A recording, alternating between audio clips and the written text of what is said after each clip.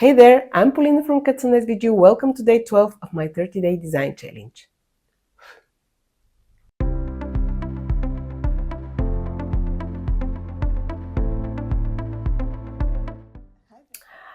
I'm very excited because I received a couple of requests during the weekend from my customers, and this is what I'll be working on during this week.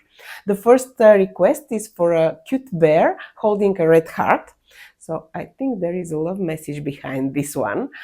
And this is the ornament I'll be working on today. So let's see how it will go.